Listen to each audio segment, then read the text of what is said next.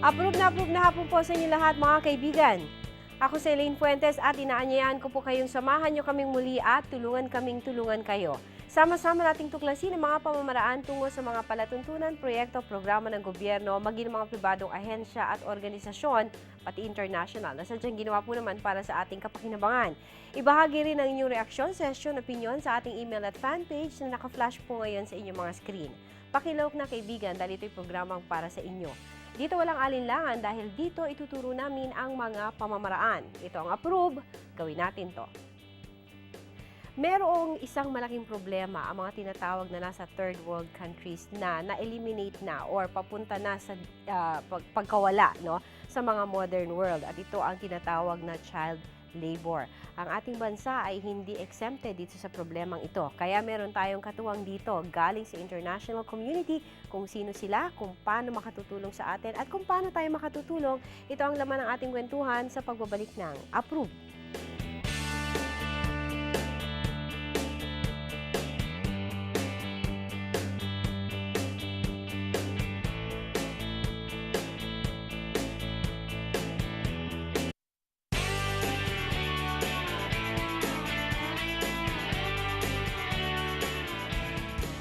Ang International Labour Organization ay naitatag noong 1919 bilang bahagi ng Treaty of Versailles na siyang tumapos sa World War I. Ito ay upang pagtibay ng pangunahing prinsipyo ng tratado na ang universal at lasting peace ay maaari lamang makamit kung ito ay nakabase sa social justice. Ang orihinal na konstitusyon ng ILO ay nabuo noong taong iyon kung saan ang komisyon na pinumunuan ni Samuel Gompers ng American Federation of Labor ng Estados Unidos. Ang unang mga miyembro ng komisyon ay binuo ng mga kinatawan mula sa 9 na bansa, gaya ng Belgium, Cuba, Czechoslovakia, France, Italy, Japan, Poland, United Kingdom at Estados Unidos. Ang kauna-unahang International Labor Conference ay idinaos sa Washington at kung saan 6 na International Labor Conventions ang inadopt.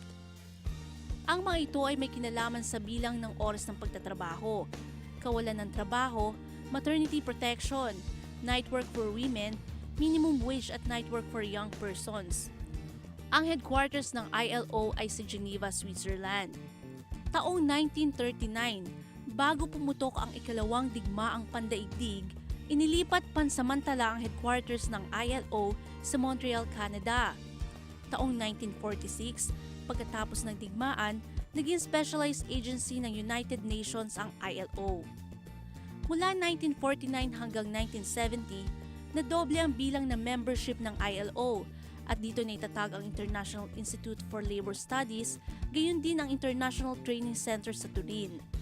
Napanalunan ng ILO ang Nobel Prize noong ika-50 anibersaryo nito taong 1969. Sa kasalukuyan ng ILO ay kumikilos sa pamamagitan ng maraming field offices. Dito sa Pilipinas, isa sa mga masidhing isinusulong ng ILO ay ang advokasya tungkol sa mga biktima ng child labor. May mga nakahilerang aktibidad ngayong buwang ito. Alamin at makilahok sa mga aktibidad na ito. Sumama sa kwentuhan kasama si Miss Elaine Fuentes. Ako si Jinky Perlustica at approve sa amin ang organisasyong ito. Alright, we are back mga kaibigan. International Labor Organization ang ating kasama at to represent it ay si Ms. Jodeline Mitra, Program Officer of International Program on the Elimination of Child Labor ng International Labor Organization. Medyo mahaba-haba pero mamaya bibigyan natin ng laman yan. Magandang hapon po sa inyo, ma'am. Magandang hapon din sa Elaine. Okay. Now, kanina dun sa ating video package, meron na tayong short background on what the ILO is, no? Pero I want to emphasize that the Philippines is one of the member countries. That's right. Okay. At merong field office dito, ang ILO. Maraming inaasikaso ang ILO pagdating sa kapakanan, especially sa labor force. Pero merong isang maigting na ikinakampanya ngayon ang ILO because of the urgency. Yes. May need talaga. And this is what, again, Ms. Jodeline? Yep. This is base ito sa ILO Convention 182, which is yung elimination of the worst forms of child labor. And yung IPEC stands for the International Program of Elimination of Child Labor. This is actually a support dun sa Philippine Program Against Child Labor. Kasi meron tayong target na 75% reduction dun sa worst forms of child labor by 2016. Okay, makat kita, no? Kasi we're talking about percentage, no? Doon tayo sa real figures. How many child laborers are there right now? There are 3 million, child laborers, yep. And 2.99 million of them are in the worst forms, yung nasa hazardous child labor. Right. Yes, And when we talk about child labor, makinig kayo mga kaibigan, ha? Lalo na yung mga magulang dyan. This is our responsibility. Hindi lang ito responsibilidad ng mga magulang ng mga batang ito, kundi as a community. Pag sinabi nating child labor, nagsisimula sa anong edad? ang bata kasi ay below 18 years old, Right. supposedly. Pero meron din ng mga edad 18 pataas, yung mga hindi nila kayang isuportahan yung sarili na kinukonsider pa rin na child. Tapos, pag sinabi kasi nating child labor, ito yung lahat ng klaseng trabaho ng bata na na-exploit siya. Kaya nagkakaroon ng epekto sa kanyang kalusugan, na yung kaligtasan niya Napuput at risk. Yes, exactly. And minsan nga, hindi sila nakakapag-aral. So ito yung mga considerations that we look at when we talk of child labor. Okay. Still about the age bracket of child labor, no? Dito sa Pilipinas, is it correct to state na merong as young as 6 years old Yes. na nagtatrabaho na hazardous conditions? That's true, Elaine. And in fact, most of these young children, dun sa agriculture na involved. No? Kasi yung ating statistics say na yung 60% ng mga bata nasa agriculture mostly. So, ito yung yung pakatutukan dapat natin kasi we're an agricultural country, we cannot deny that, no? And nandun minsan yung mga work like kahit yung weeding. May mga tools itong ginagamit na pwedeng makasugat sa bata.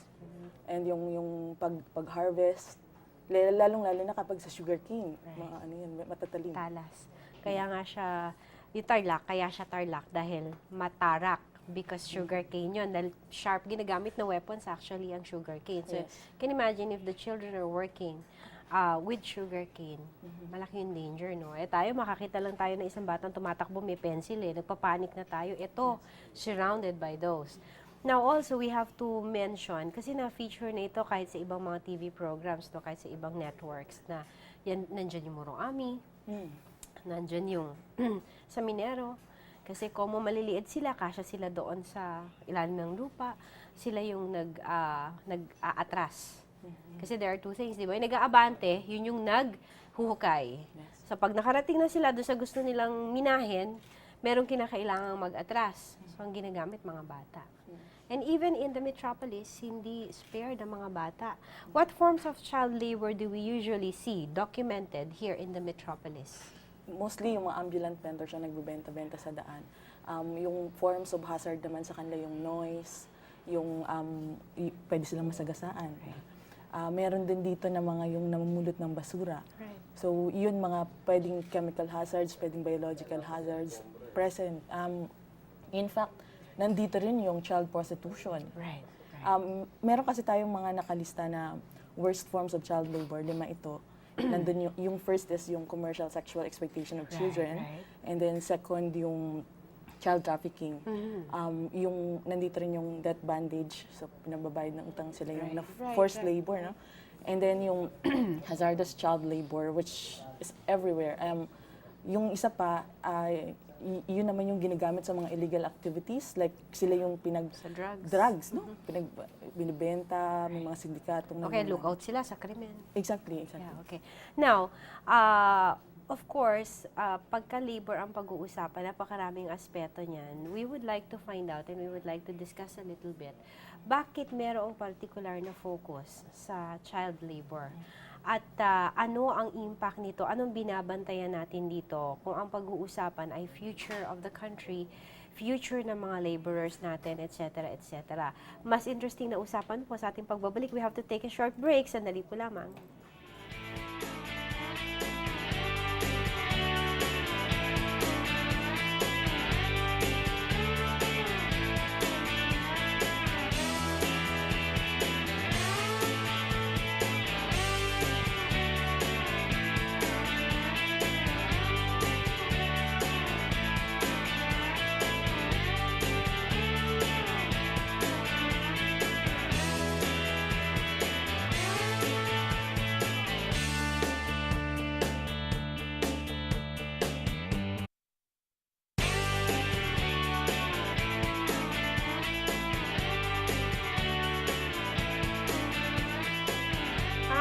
po ngayon sa ating munting tahanan ay ang International Labor Organization at ito ay sa katauhan ni Ms. Jodeline Mitra, ang Program Officer ng IPEC o International Program on the Elimination of Child Labor ng ILO. Kanina ang hanging question ko is why pay particular focus on child labor? Kasi meron din namang unfair labor practices, no? Andyan pati din yun sa mga kababaihan.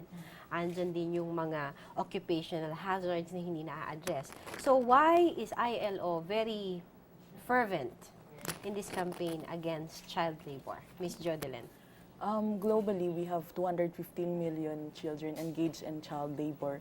And meron kasing agreement yung international community, ILO member countries, na by 2016, dapat yung mga worst forms of child labor eliminated na talaga siya. So here, it's our responsibility actually as a country to really meet that deadline. And ILO helps the country tsaka yung mga constituents to address the challenges na we're facing now in terms of reducing itong ating cases of child labor.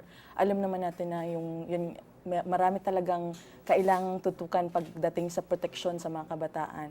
Kaya meron tayong UN Convention on the Rights of the Child. Yes. Yeah, the child. No? Tapos nagpasa na tayo ng batas. Exactly. Para to support this signing. Yes. We did. Meron tayong yung RA 9231. Right. Ito yung batas doon sa child labor na kung saan nakalagay yung definition actually. Tsaka ano yung differences nung child work and child labor. Yung child work kasi ito yung permissible work, yung allowed sa batas. Halimbawa, yung mga batang involved sa entertainment. Right. So ito yung kinonsider natin na dapat merong working permit sila, tapos yung mga work hours limited. Ganun din yung mga bata na They have to be studying. Exactly. No? So, tapos yung ano din, yung mga batang involved sa family enterprises. Pero dapat yung family enterprises na yun, yung nagtatrabaho ay yung magulang, mga kamag-anak lamang. Family walang ibang business. tao. Yes. Okay.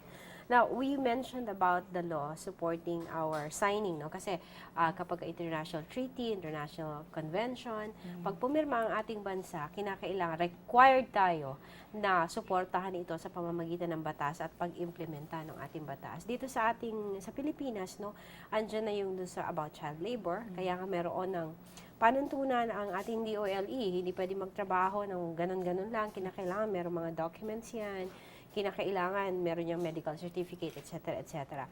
Bukod pa dyan, meron pa tayong batas, abuse against women and children. So, magka-dugtong yon. So, when it comes to implementation, which is essentially what the ILO is trying to do, no? Campaign for awareness, campaign for information. In cases of child labor, medyo mahirap tong kalaban kasi minsan, yung mga magulang mismo, parang feeling nila wala silang choice. Yung mga anak nila, pinagtatrabaho nila. Unlike other laws, no, taking care of the child, yung magulang ang nagsusumbong, yung magulang ang nagkakampanya. Dito minsan ang kalaban natin yung magulang and sometimes the community itself. So how does the ILO go about it? We acknowledge actually na yung pinaka-ugat talaga ng child labor is poverty. That's why sinusulong ng ILO yung decent work na ng mga livelihood for the parents. Aside pa yun dun sa educational support na we're giving the children, nandun din syempre yung values formation. So through psychosocial interventions. Yung katulong natin dito, yung iba't ibang ahensya ng gobyerno, kaya nagbumuo ng convergence program against child labor. Tsaka yung ano na rin, communities. Kasi nandun nangyayari sa baba yung itong klase ng problema. Dapat yung barangay mismo, strong yung kanilang barangay council for the protection of children. Right. Yep. And in fact, this has to be supported also by local legislations. Right. Mga ordinances, yes. Halimbawa sa barangay, they can have ordinances on child labor monitoring and referral ng mga cases. For example, may ma-detect sila na ito, merong bata, child laborer siya, ito yung pangangailangan niya. pwede nilang i-refer ito dun sa mga service providers, no? Hanggang dun sa municipal level, sa DOLE for the livelihood. For And DSWD in some DSWD, cases. yeah. And DOH in some cases. Yes, yes. Okay. Now, natuwa ako actually when lately inadapt yung prinsipyo na it's not just social justice but what do you call it? Yung ikino-consider the whole community Yes. to help in implementing the laws and taking care of the child. Ngayon, not to resort to dramatics, no? Pero really, would you describe one instance that you've seen or that you are aware of ng child labor na talagang kung dadali natin sa dissenting forum, hindi talaga po pwede? Could you describe one instance? Yes.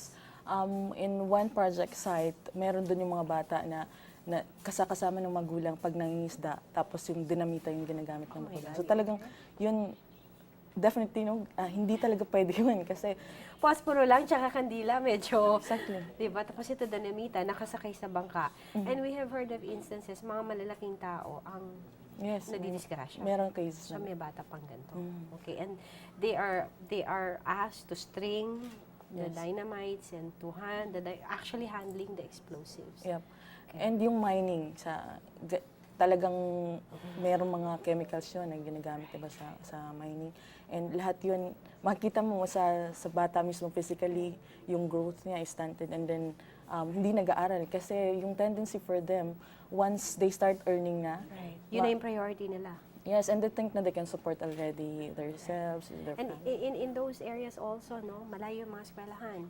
So papiliin mo, doon sa mag-ieskwela, maglalakad sila, walang kikitain, na problema pa doon sa babaunin nila versus yung kikita sila, may pambili ng bigas. Bigas ay in some areas is considered a luxury. Yes. So, basta may makain lang kamoting kahoy, kamote, patatas, etc. Now, as a part of the ILO's campaign, no, you have activities lined up for this month and then the following months. Yung dito sa August 19, this is very, very cool, no? Kasi I will let you discuss this. No, what's gonna happen August 19?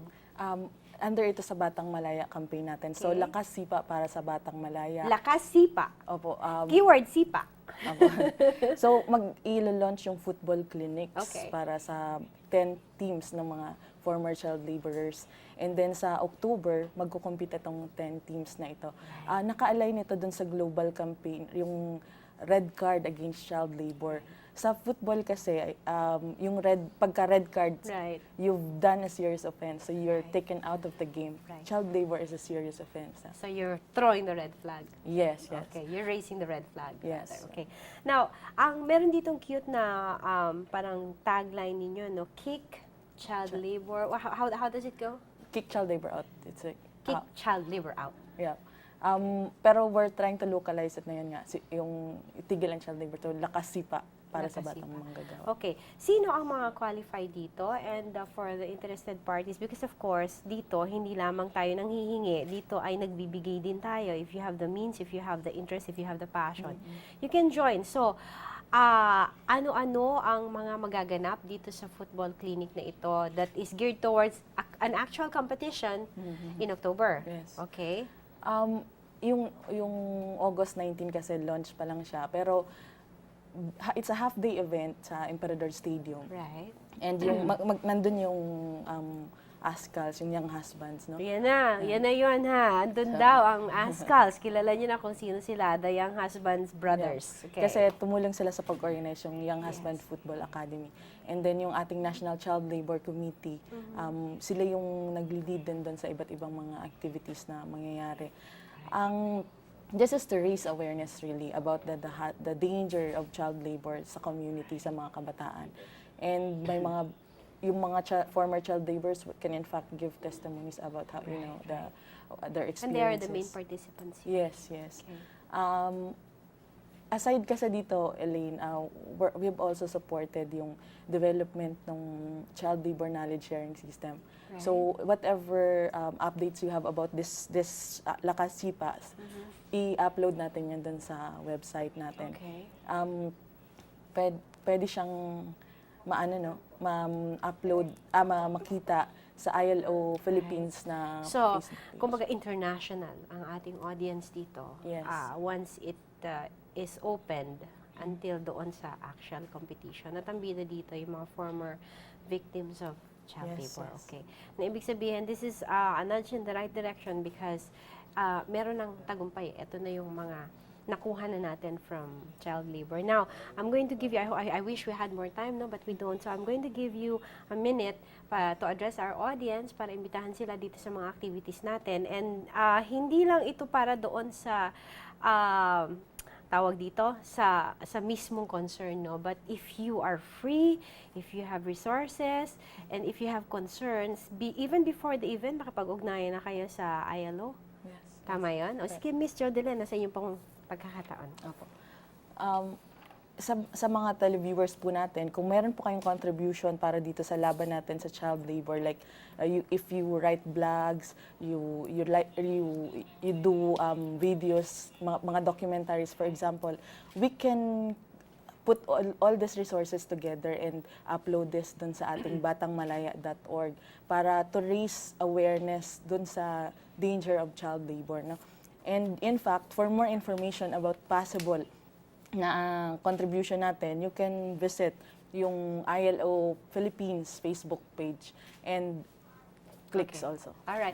Mga kaibigan, don't worry, no? Kasi flash natin before we end ang kanilang contact details sa inyong mga screen ano po, para makuha ninyo kung saan kayo tatawag at saang website kayo pupunta. Miss Jodeline, sabi mo kanina, andun yung magkapatid, yung sa ASCALS, no? Tapos nandyan yung committee natin sa ILO. Meron ka nakalimutan na banggitin? Meron din yung, sorry, yung mga sponsors natin. Right, syempre. meron, nandun din sila. Oo, yung Mizuno, for example. Right. Yung mga kasama natin sa advocacy sa pag-ahon sa mga kabataan sa child labor. Yeah. At meron pang isang di rin nabanggit ni Miss Jodeline, nandun din ang APRUB kasi pupunta ang APRUB doon to support this cause. Miss Jodeline, maraming salamat. Thank you very much, then.